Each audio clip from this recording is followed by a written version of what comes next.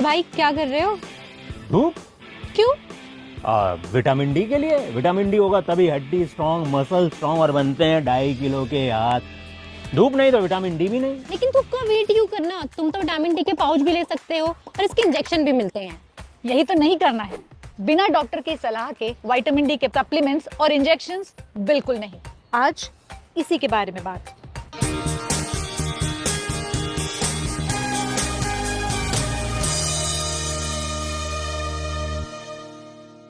ये विटामिन्स और मिनरल्स हमारे शरीर के लिए बहुत जरूरी होते हैं, लेकिन ये दोस्त कहीं दुश्मन ना बन जाए।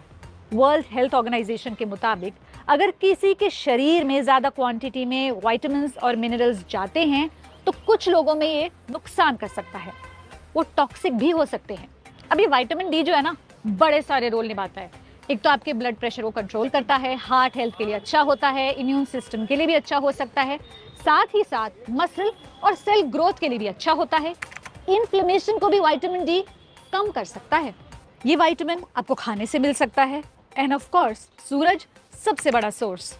अब ये जो विटामिन डी की डेफिशिएंसी के लक्षण होते हैं, कुछ लोगों में नजर आते हैं, कुछ लोगों में नहीं। वीक सिम्टम्स हो सकते हैं, मांसपेशियों में दर्द, हड्डियों में दर्द, हाथों या पैरों में झुनझुनी, सुई चुभने वाली फीलिंग, मसल वीकनेस, चलते समय लड़खड़ाना, हड्डियों का टूटना, रिकेट्स, निमोनिया, ट्यूबरकुलोसिस से विटामिन डी डेफिशिएंसी को जोड़ा गया है। तो अब हर टाइम हर जगह धूप तो नहीं हो सकती, तो इसकी कमी पूरी करने के लिए कुछ लोग विटामिन डी के टैबलेट्स लेते हैं, कुछ इंजेक्शंस। प्रॉब्लम पता है क्या है? बिना डॉक्टर को कंसल्ट किए डोजेस ले लेते हैं विटामिन डी की। यही तो प्रॉब्लम है, क्योंकि उन्हें पता ही नहीं होता कि उन्हें विटामिन डी कितना चाहिए और चाहिए है भी कि नहीं। विटामिन डी की ज्यादा डोज से कैल्शियम लेवल्स बढ़ जाते हैं बॉडी में, इससे किडनी स्टोन्स हो सकते हैं। जो शरीर है वो कैल्शियम के लेवल्स को कंट्रोल नहीं कर पाता है, तो कैल्शियम बॉडी के कई आर्टरीज और सॉफ्ट टिश्यूज में जमा हो सकता है। अब ये जो दिल के पास वाली आर्टरीज है ना, ये हार्ट तक न्यूट्रिएंट्स और ऑक्सीजन पहुंचाती है, लेकिन जब इनमें कैल्शियम का लेवल बढ़ जाता है तो ये सख्त होने लगती हैं और नैरो होने लगती हैं, और इसी की वजह से हार्ट अटैक का रिस्क बढ़ सकता है।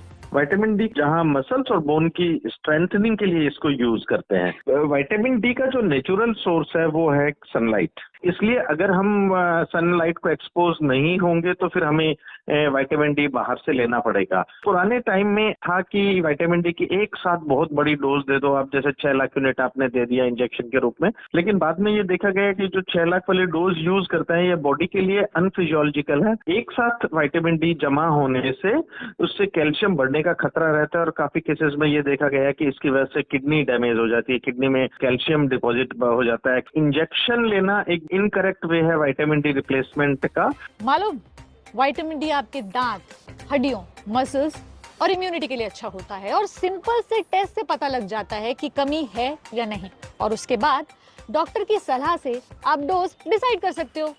शैशे जो आते थे, आजकल शैशे की जगह कैप्सूल और टैबलेट भी आने लगी हैं, बहुत ही यूजफुल है। तो हफ्ते का एक ले लीजिए, और एक बार विटामिन डी का लेवल ठीक हो जाता है तब महीने का एक लेके भी काम चला सकते हैं, क्योंकि उसमें 60,000 यूनिट होता है। 60,000 का मतलब है कि आप 2,000 पर डे हो गया, और 2,000 पर डे आपकी नॉर्मल रिक्वायरमेंट है। जैसा कि हम यहाँ पे हमारे पेशेंट को कहते हैं कि महीने की पहली तारीख को आपको याद रहेगा, सो आप हर पहली तारीख को एक शैशे ले लीजिए। तो खुद से डॉक्टर मत बनिए ना, डॉक्टर से बात कीजिए। Better be safe than be sorry.